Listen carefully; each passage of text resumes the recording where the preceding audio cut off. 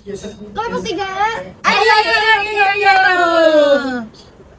Assalamualaikum warahmatullahi wabarakatuh. Kami dari kelompok 3 yang beranggotakan saya sendiri, Nabila Sabdaningrum dengan NIM akhir 48. Saya Salma Aulia dengan NIM akhir 20. Saya Mutia Sawarosyada dengan NIM akhir 41. Saya Maria Ulfa dengan NIM akhir 54. Yang akan jelaskan materi terkait analisis pasar dan perilakunya. Selamat menyaksikan. Apa sih analisis pasar itu? Yuk kita simak. Jadi, analisis pasar adalah proses untuk memahami kondisi pasar secara menyeluruh, mulai dari peluang, ancaman, sampai memahami perilaku konsumen. Jadi, perusahaan tidak hanya melihat angka penjualan saja, tetapi juga memahami bagaimana konsumen berpikir dan juga mengambil keputusan. Dalam analisis pasar, ada dua hal utama yang perlu diperhatikan. Yang pertama ada peluang dan ancaman. Peluang muncul ketika ada kondisi yang mendukung, misalnya perubahan gaya hidup atau perkembangan teknologi. Sedangkan ancaman berasal dari hal-hal yang bisa menghambat, seperti meningkatnya pesaing atau perubahan selera konsumen. Yang kedua ada perilaku konsumen. Perusahaan berusaha memahami bagaimana konsumen, mulai dari mengenali kebutuhan, mencari informasi, sampai akhirnya memutuskan untuk membeli. Nah, perilaku konsumen ini dipengaruhi oleh beberapa faktor, seperti faktor budaya, lingkungan sosial, kondisi pribadi, dan juga faktor psikologis. Selanjutnya, analisis pasar memiliki peran yang sangat penting dalam pemasaran. Melalui analisis ini, perusahaan bisa menentukan target pasar yang tepat, menyusun strategi yang sesuai, dan juga mengurangi resiko kesalahan dalam pengambilan keputusan. Selain itu, perusahaan jadi lebih memahami apa yang sebenarnya dibutuhkan oleh konsumen, mampu bersaing dengan kompetitor, dan bahkan menemukan peluang baru untuk mengembangkan usaha.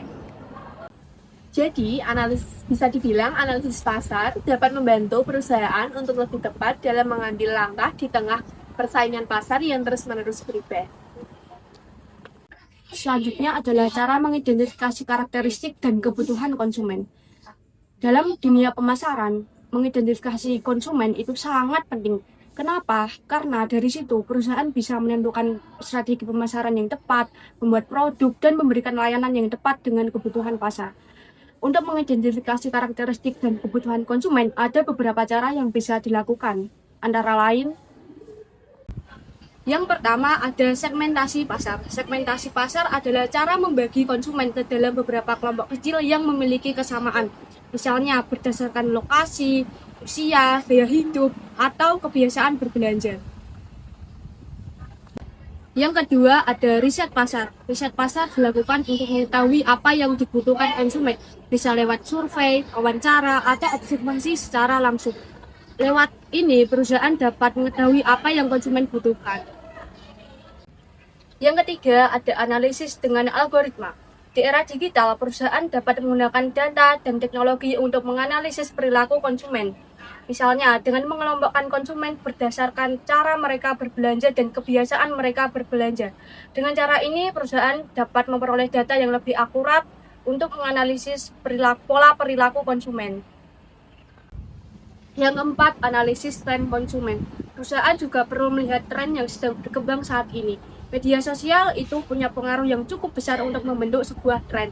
Apalagi ada yang namanya fenomena FOMO, yaitu rasa takut ketinggalan tren yang bisa membuat seseorang untuk membeli suatu produk. Nah, setelah kita memahami karakteristik dan kebutuhan konsumen dalam membeli suatu produk, kita juga perlu memahami bahwa keputusan konsumen dalam membeli suatu produk itu tidak terjadi begitu saja, namun dipengaruhi oleh berbagai faktor. Nah, oleh karena itu, di sini saya akan menjelaskan faktor-faktor apa saja yang mempengaruhi konsumen dalam pengambilan keputusan pembelian. Dalam kehidupan sehari-hari, pastinya kita sering membeli sesuatu, mulai dari makanan, pakaian, bahkan sampai memilih tempat kuliah.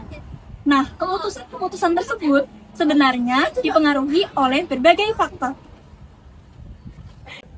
Nah, secara umum, faktor-faktor yang memengaruhi keputusan pembelian konsumen dibagi menjadi dua, yaitu ada faktor internal dan ada faktor eksternal. Yang pertama adalah persepsi. Persepsi adalah cara kita untuk memahami suatu produk. Misalnya, ada dua orang yang melihat satu produk yang sama. Nah, kedua orang ini memiliki penilaian yang berbeda.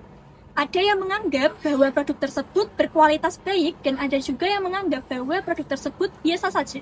Nah, perbedaan persepsi ini yang akan mempengaruhi keputusan pembelian.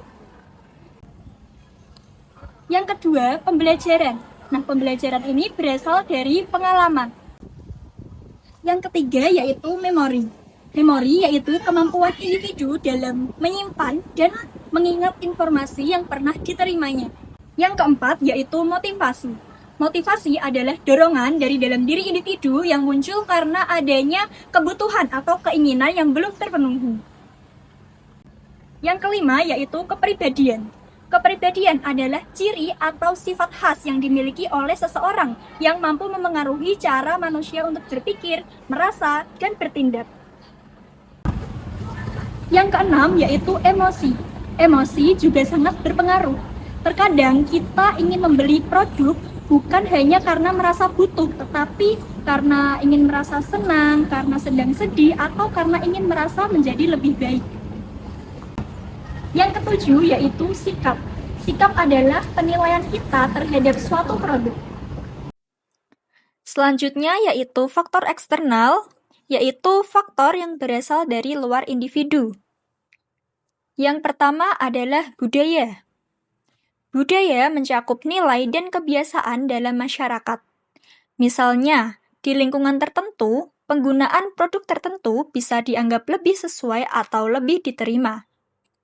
Yang kedua yaitu subbudaya.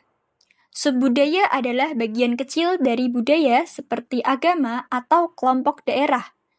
Contohnya, preferensi makanan atau pakaian bisa saja berbeda antar daerah.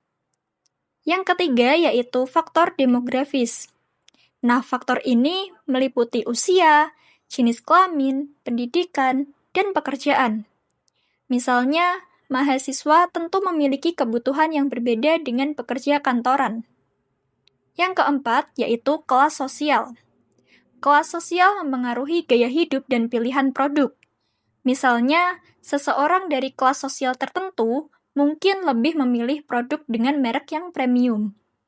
Yang kelima yaitu kelompok rujukan. Kelompok rujukan adalah orang-orang yang menjadi acuan, seperti teman, influencer, atau tokoh yang dikagumi. Contohnya, seseorang membeli produk karena direkomendasikan oleh temannya. Yang keenam yaitu keluarga. Keluarga memiliki pengaruh yang sangat besar. Misalnya, keputusan memilih tempat kuliah seringkali didiskusikan bersama orang tua. Yang ketujuh, kegiatan pemasaran. Hal ini meliputi produk, harga, promosi, dan distribusi. Misalnya, diskon atau iklan yang menarik bisa membuat seseorang tertarik untuk membeli. Nah, dari penjelasan tersebut, kita bisa memahami bahwa keputusan konsumen bukanlah hal yang sederhana. Keputusan tersebut merupakan hasil dari interaksi antara faktor internal dan eksternal yang saling memengaruhi dalam diri setiap individu. Dari teman-teman, hasil analis pasar dan juga perilaku konsumen digunakan untuk menentukan strategi pemasaran yang efektif. Maksudnya gimana? Jadi kita nggak cuma fokus untuk jualan nih, tapi kita juga tahu siapa yang sebenarnya kita tuju dan apa yang sebenarnya mereka butuhkan seperti itu. Misalnya nih, ketika kita mau memasarkan suatu produk, boleh nggak sih kalau kita memasarkan ke semua orang? Tentunya boleh ya teman-teman, tapi tidak selalu efektif. Karena apa? Karena tidak semua orang itu membutuhkan produk kita. Nah, dari hasil analis pasar, kita tahu nih target pasar kita. Misalnya, ketika kita mau menawarkan jasa desain konten kreatif, kira-kira yang membutuhkan siapa sih? Tentunya yang membutuhkan seperti pemilik UMKM, online shop, maupun influencer pemula seperti itu. Berarti itu yang menjadi fokus utama kita dalam pemasaran. Hasil analis pasar juga dapat membantu kita untuk menentukan produk yang sesuai dengan konsumen. Kita lihat dulu nih, konsumen maunya apa? Apakah konsumen mau desain yang informatif, desain yang minimalis, maupun desain yang estetik seperti itu. Nah, dari situ kita bisa bisa menentukan paket-paket jasa yang sesuai dengan kebutuhan mereka.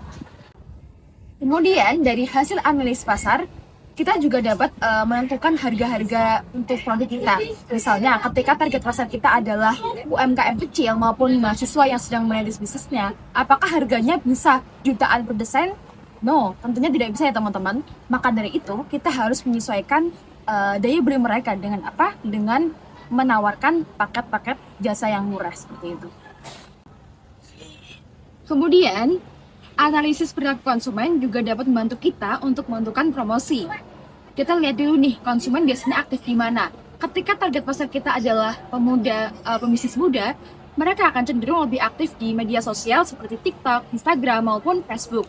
Nah, tetapi kalau target pasar kita adalah perusahaan yang profesional, maka dari itu kita harus bisa menyesuaikannya dengan lebih profesional, seperti menggunakan LinkedIn maupun dengan menggunakan via email.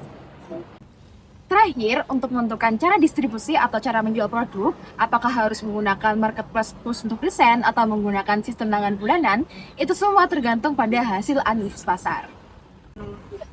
Jadi teman-teman, hasil analisis pasar dan juga perilaku konsumen itu dapat membantu kita untuk yang pertama, menentukan siapa target pasar kita, yang kedua, produk yang kita tawarkan, yang ketiga, harga yang tepat, yang keempat, promosi yang efektif, yang kelima, bagaimana cara kita mendistribusikan atau cara menjual produk tersebut. Nah, dengan hal itu, strategi pasar akan lebih efektif dan juga peluang produk berhasil kita akan lebih besar. Kami dari kelompok 3 mengucapkan terima kasih dan mengucapkan minal aizin wal faizin.